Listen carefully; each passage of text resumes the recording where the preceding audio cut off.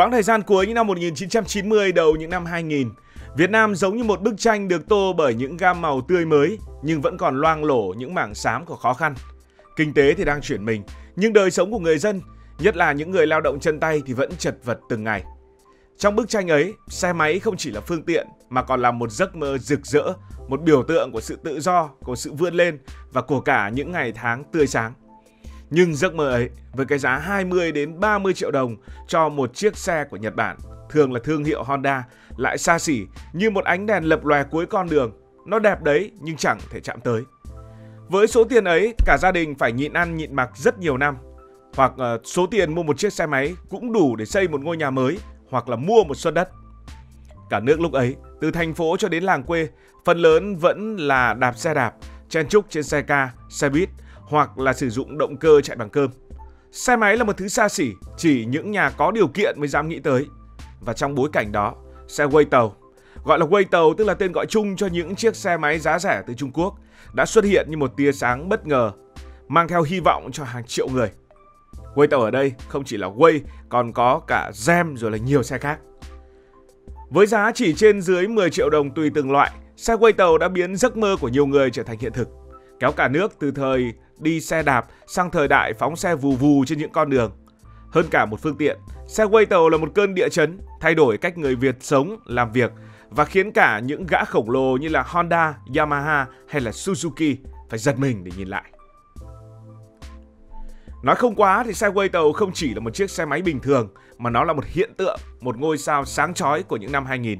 Chỉ vài năm sau khi đặt chân đến Việt Nam, xe quay tàu đã càn quét khắp nơi, từ những con đường phố ở Hà Nội, tại thành phố Hồ Chí Minh cho đến những con đường ở những miền quê xa tít. Những người công nhân tăng ca, những bác xe ôm đứng ở góc đường, những chị bán rau ở ngoài chợ, những anh chàng sơ vin công chức cũng sắm cho mình một chiếc xe quay tàu để mà đi. Ra đường cứ vài bước là thấy xe quay tàu đủ các màu, đỏ, xanh, đen, vân vân và vân vân. Ở các khu chợ, những cửa hàng sửa xe máy mọc lên như nấm, chỗ nào cũng đầy quay tàu, bán chạy như tôm tươi, có khi khách phải xếp hàng và chờ đợi. Nhưng tại sao xe quay tàu lại hot đến như vậy? Đầu tiên là phải nói đến kiểu dáng, thứ mà luôn tạo ra ấn tượng ban đầu. Xe quay tàu photocopy y hệt xe quay chính hãng, từ cái đèn cái yên cho đến những đường cong mềm mại trên thân xe. Người nào mà nhìn qua thì đều tưởng là xe zin, quả thật là không đùa được với mấy anh tàu. Một chiếc xe quay tàu còn được chăm chút với những màu sơn đủ kiểu, màu đỏ tươi rói hay là đỏ mận, xanh ngọc đen bóng, cộng thêm với lớp mạ chrome sáng lóa, nhìn là thấy đẹp. Đánh đúng vào tâm lý rẻ và đẹp của người Việt Nam. Và phải nói rằng không chỉ đẹp, xe quay tàu đời đầu còn có chất lượng bất ngờ.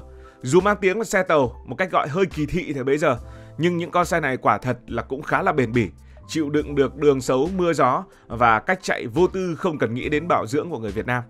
Chúng chở được bao nhiêu là lúa gạo, bao nhiêu là phân bón, thậm chí là đèo 3 người trên một chiếc xe và vẫn ngon ơ. So với xe Nhật giá vẫn trên mây thì xe quay tàu đúng là ngon, bổ, rẻ, không chê vào đâu được.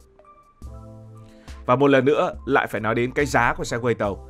Chỉ với trên dưới 10 triệu đồng, người dân lao động làm vài tháng là có thể đủ tiền để mua xe, không cần phải vay mượn quá nhiều, không cần phải thắt lưng buộc bụng trong nhiều năm. Trong khi đó, một chiếc xe quay giá gần gấp đôi, lại thêm tiền bảo trì, tiền phụ tùng. Quay tàu thì khác, rẻ, phụ tùng đầy ngoài chợ, sửa chữa cũng dễ như trở bàn tay. Ở những cửa hàng sửa xe ven đường, lốp, buji, bình ắc quy, dây phanh, cái gì cũng có và giá thì lại rất mềm. Hơn thế nữa, xe quay tàu còn có sức hút vì nó đa dạng. Nhà sản xuất tới từ Trung Quốc đã liên tục tung ra đủ kiểu mẫu mã, màu sắc, tem xe cho đến những chi tiết nhỏ như là tay nắm, gương chiếu hậu. Người mua tha hồ mà lựa chọn, miễn sao mình cảm thấy thích là được. Sự linh hoạt này đã giúp xe quay tàu trở thành người bạn của mọi tầng lớp, từ những người nông dân, những người công nhân cho đến những sinh viên mới ra trường. Xe quay tàu đã đánh vào tầng lớp cần một phương tiện đi lại di chuyển nhanh nhưng lại chưa có đủ điều kiện tài chính để mà mua xe quay chính hãng. Nó không chỉ là phương tiện mà còn là cần câu cơm cho bao gia đình. Với chiếc xe này, một bác xe ôm sẽ chở được nhiều khách hơn, chạy xa hơn, kiếm tiền nhiều hơn và quan trọng dễ mua hơn. Quay tàu xuất hiện, xe ôm có thể chạy cả ngày, từ sáng sớm cho đến tối mịt, thu nhập tăng, đủ để nuôi cả nhà. Người bán hàng rong đèo được cả sạp rau ở phía sau, sạp trái cây ra chợ, không còn phải đẩy xe thồ rất mệt nhọc nữa. Nhờ xe quay, họ bán hết hàng sớm hơn, có thời gian về nhà chăm con. Ở những vùng quê, xe quay tàu quả là những người hùng thực sự. Người ta có thể dùng xe để chở lúa, chở phân, chở gà, chở vịt, chở lợn ra chợ. Trước đây, phải thuê xe để mà chở lúa về nhà, rất tốn kém mà có khi lại không hiệu quả. Từ ngày có quay tàu, tự chở, vừa nhanh lại vừa tiết kiệm. Nhiều gia đình nhờ những chiếc xe quay tàu mà mở rộng buôn bán, từ bán rau củ ở trong làng ra tận đến chợ tỉnh, đời sống khấm khá lên trông thấy. Có nhà còn dùng tiền tiết kiệm từ buôn bán để mua thêm đất, xây nhà mới. Đó đúng là một câu chuyện đổi đời. Ở thành phố, quay tàu cũng là cứu tinh của nhiều người. Công nhân sẽ đi làm đúng giờ, không còn lo muộn xe buýt. Sinh viên xa nhà có xe để đi học, để đi làm thêm, tiết kiệm được cả đống tiền đi xe ôm hoặc là lóc cóc đạp xe, có khi còn phải đi bộ. Có thể nói, quay tàu đã tạo ra một cuộc cách mạng xe máy ở Việt Nam. Nhờ xe quay tàu, xe máy đã bắt đầu phổ biến hơn, không còn là một thứ xa xỉ. Trước đây xe máy quả thật là một thứ xa xỉ, chỉ nhà khá giả, nhà giàu mới có được, và người ta chỉ biết nhìn theo với ánh mắt thòm thèm và biết bao nhiêu điều ước muốn. Giờ thì nhà nào cũng có xe, dù là quay tàu thì nó vẫn là xe. Nó biến xe máy thành thứ quen thuộc như là nồi niêu, song chảo, bàn ghế, ai cũng có và ai cũng dùng. Có xe người ta đi lại nhanh hơn, làm được nhiều việc hơn, kinh tế cũng từ đó mà đi lên. Nhiều gia đình nhờ quay tàu mà tích cóp được tiền, sau này mua xe xịn hơn, thậm chí xây nhà cho con đi học đại học. Quay tàu nói không ngoa chính là bệ phóng cho hàng triệu giấc mơ Việt Nam. Đó là với người Việt Nam. Còn với những hãng xe máy khác, quay tàu đúng là không chỉ đổi đời cho người dân mà còn làm rung chuyển cả thị trường xe máy Việt Nam. Trước khi xe quay tàu xuất hiện, các hãng xe của Nhật như là Honda, Yamaha, Suzuki gần như độc quyền.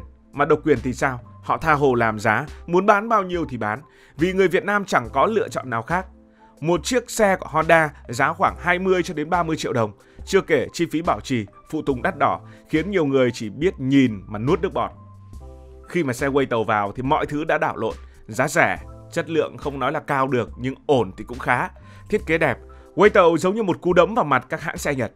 Người tiêu dùng bây giờ có lựa chọn, hoặc là bỏ tiền mua xe Nhật đắt đỏ, hoặc là sắm quay tàu vừa rẻ vừa đẹp.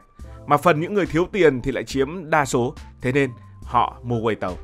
Sự cạnh tranh này buộc các hãng Nhật Bản phải thay đổi. Honda, Yamaha, Suzuki không thể tiếp tục bán xe với giá trên trời nữa.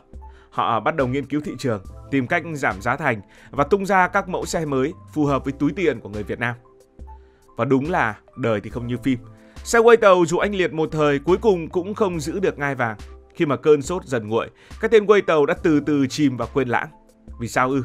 Nó có mấy lý do chính như thế này. Đầu tiên chúng ta phải kể đến những cú đòn phản công của các hãng xe Nhật. Xe Honda, Honda Way chính hãng bị xe quay tàu vượt mặt đã không chịu ngồi yên. Họ tung ra Honda Way Alpha lốc đen với giá chỉ 11 triệu đồng, rẻ không tưởng với một chiếc xe Nhật thời bấy giờ. Yamaha, Suzuki cũng không vừa giảm giá xe sát sàn, vừa đưa ra các mẫu xe mới đẹp và rẻ hơn. Giờ đây, những chiếc xe xịn có giá ngang quay tàu hoặc thậm chí là đắt hơn quay tàu một tí thôi, thì người tiêu dùng tất nhiên là phải chọn xe Nhật. Thương hiệu như là Honda, Yamaha có sức nặng riêng, có độ bền uy tín và có giá trị bán lại. Xe quay tàu dù rẻ vẫn mang tiếng là xe nhái và dần bị lép vế. Thứ hai là kinh tế Việt Nam lúc này đã bắt đầu khá lên. Người dân cũng sành hơn, nói một cách khác tiền trong túi nhiều hơn thì chi tiêu nó cũng khác. Ở thành phố người ta bắt đầu quan tâm đến xe zin, xe có thương hiệu và không còn mặn mà với xe tàu. Nhiều người phải bán tháo quay tàu để lên đời xe Nhật dù là một cái xe Nhật cũ. Cái tên quay tàu bắt đầu bị gắn với hàng dởm, hàng nhái, dù ngày xưa nó cũng là một niềm mơ ước. Ở các thành phố, hình ảnh quay tàu dần bị thay thế bởi Honda Way Alpha, Yamaha Jupiter hay là Suzuki Viva mới hơn và đẹp hơn. Nhưng cái làm xe quay tàu thua chính là chất lượng. Nếu mà quay tàu đời đầu khá là bền thì các lô hàng sau càng ngày lại càng đi xuống. Những nhà sản xuất đến từ Trung Quốc chỉ chăm chút nhái cái vỏ, làm xe đẹp mà không đầu tư vào máy móc nữa. Xe mới mua vài tháng đã hỏng vặt, lúc thì chết máy, lúc thì rỉ, lúc thì kêu lọc cọc. Sửa xe thì rẻ đấy nhưng mà sửa mãi ai mà chịu nổi. Thế là người mua mới chán, quay lưng, thà tốn thêm tí tiền nữa mà mua xe Nhật, vừa bền vừa giữ giá. Tâm lý Việt Nam mà, mua xe rồi làm sao tính đến chuyện bán xe mà vẫn có giá. Ở những tiệm sửa xe, người ta bắt đầu than phiền về quay tàu, nào là động cơ yếu, nào là phụ tùng nhanh mòn. Danh tiếng xe rẻ mà tốt của quay tàu đã dần tan biến. Ngày nay mà tìm một chiếc quay tàu ở những thành phố lớn như Hà Nội hay thành phố Hồ Chí Minh chắc không tìm nổi nữa. Cái tên này giờ chỉ còn là ký ức, nhắc người ta về một thời khó khăn khi xe máy là cả một giấc mơ, cả một gia tài. Ở quê may ra thì còn thấy vài chiếc quay tàu cũ kỹ. Dù không còn oanh tạc như xưa, nhưng mà Segway tàu vẫn để lại một dấu ấn không thể xóa nhòa. Nó là bước đệm để xe máy trở thành người bạn của mọi nhà, để mỗi người Việt Nam đều sở hữu ít nhất một chiếc xe máy. Tất nhiên là phải đủ tuổi trưởng thành, đủ tuổi để có bằng lái xe đã. Quay tàu cũng là một câu chuyện về một thời khó khăn nhưng đầy khát vọng, khi cả nước cùng nhau vươn lên từng bước một. Còn với xe ô tô Trung Quốc, bạn có sẵn sàng thử như Segway tàu một thời hay không? Hãy để lại ý kiến của bạn dưới phần bình luận. Cảm ơn vì đã quan tâm theo dõi câu chuyện này. Nếu cảm thấy thú vị, bạn có thể nhấn nút đăng ký kênh, bật chuông thông báo và chia sẻ. Còn bây giờ thì xin được nói lời chào tạm biệt.